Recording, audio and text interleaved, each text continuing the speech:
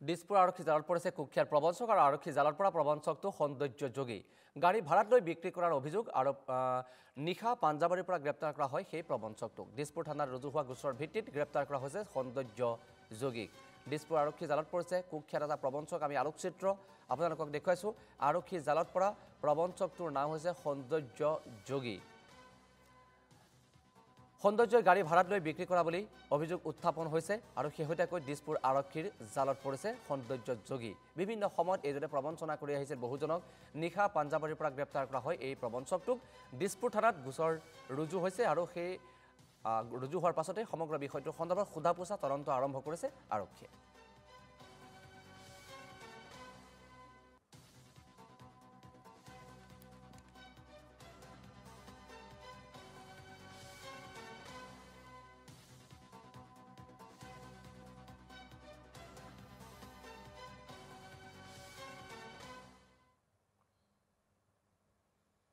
অৱশেষত আৰক্ষী জালত মালিগাঁও হত্যাকাণ্ডৰ অপৰাধী চিনাক্ত হ'ল মালিগাঁৱত ৰক্তাক্ত অৱস্থাত উদ্ধাৰ হোৱা মৃতদেহটো আৰু মৃতদেহটো জনৈক ইন্দ্ৰ চাংমাৰ বুলি জানিবলৈ দিছে আৰক্ষীয়ে দুজন যুৱকে মিলি হত্যা কৰিছিল ইন্দ্ৰ চাংমাক মালিক আটকাধীন সুনীল মাৰাক আৰু বিকাশ মাৰাক আছিল ইন্দ্ৰৰ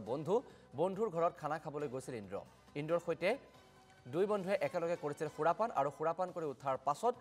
আৰু সুৰা বিচাৰিছিল ইন্দ্ৰই ইয়াৰ পাছতেই দুই বন্ধুৰ সৈতে আৰম্ভ হয় ইন্দ্ৰৰ কাজিয়া আৰু কাজিয়াত ইন্দ্ৰক গুৰুলকৈ প্ৰহাৰ কৰে দুই বন্ধুৱে এবাৰ ঠেলা মাৰি দিয়াত শিলত খুন্দা খাই মুখ আৰু মূৰৰ পৰা ওলাই আহে তেজ দুই বন্ধুৱে মিলি ইন্দ্ৰৰ মৃতদেহ বস্তাত ভৰাই অটত উঠাই পাহাৰৰ ওপৰলৈ লৈ যায় আৰু নিজৰ দুখ ঢাকিবলৈ পাহাৰৰ পৰা মৃতদেহটো পেলাই দিয়ে সম্প্ৰতি দুই হত্যাকাৰীক জালুকবাৰীত ৰখা হৈছে জানিব পৰা মতে দুই বন্ধু আৰু ইন্দ্ৰ অটো চালক সোমবাৰে নিশা কালাপানী গাৰোবস্তিত উদ্ধাৰ হৈছিল এই মৃতদেহ